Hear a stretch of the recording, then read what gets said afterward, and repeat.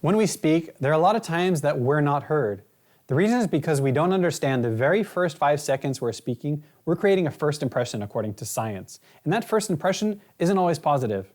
Now you may speak weekly in meetings, you may give presentations. A lot of your hard work is based on things you've done behind the scenes, right? 1 week, 2 weeks, 3 weeks of a project you've been working on. Suddenly you're in scene, you're presenting it to your colleagues, to upper management.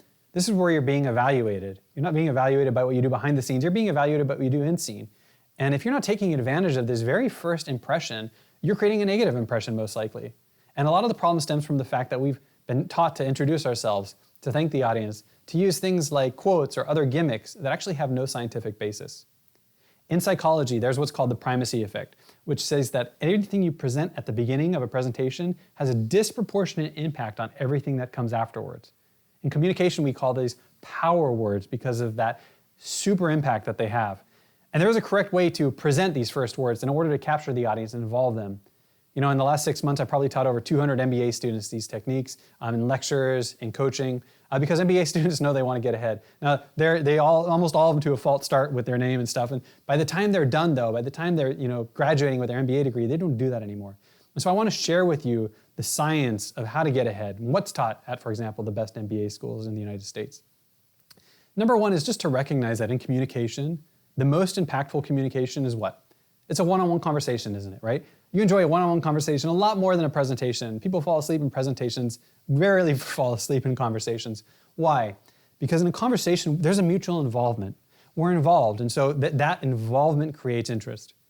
Now, one of the best ways you can open a presentation is to involve the audience immediately. And you can do this by asking them a question. You can do this by involving them in the situation, using the word imagine, right? Bringing them into that situation.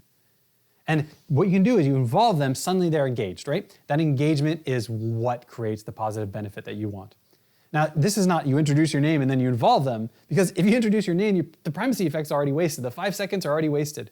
You got to just involve them. And if you want, you can introduce your name afterwards, right? Very first words. Number two, and this is the most, one of the ways I always say, I think it's the most important, is to begin with value. How do you begin with value? By you opening with a problem.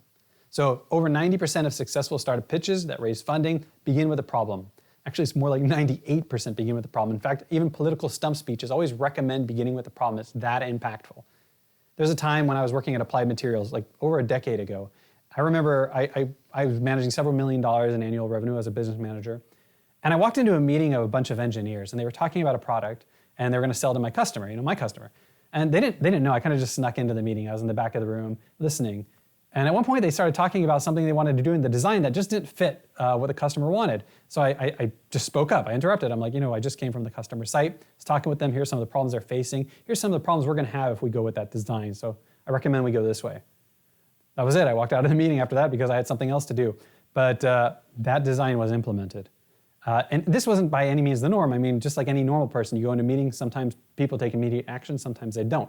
But I remember those moments that had immediate action. And 10 years reflecting backwards, those moments, the reason they worked was because I was using the science, even though I didn't know it at the time. Right? So if you use the science every time, you can be heard. And that's what we're after right now. Number three is that emotion. This is a little more traditional advice, but if you can open with an emotion where the audience feels immediately, they're going to be involved, right? And so Michael Pritchard, when he pitched at TED many years ago, he opened with a scene with this girl in rags. He had a slide up, and she was drinking muddy water out of a plastic cup on the plains of Africa. It was like heart-wrenching, and everybody was like, whoa. And he's opening about the deaths and the sickness of dirty water. He even brought it back to the US to make it more relatable, deaths and sickness from dirty water, before he introduced his filtered water bottle, which was what he was presenting.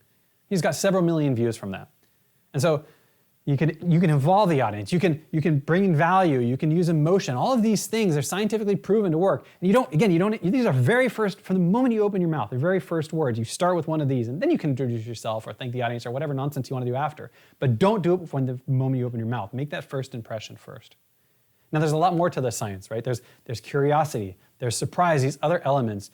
And these are in a handout that I've created. They're on my website, free for download. I highly recommend you use that just so that you can be effective, right? The goal here is to make sure that the next time you speak and when you speak in these meetings and you're really making that impression in the scene, you have an impact based on science.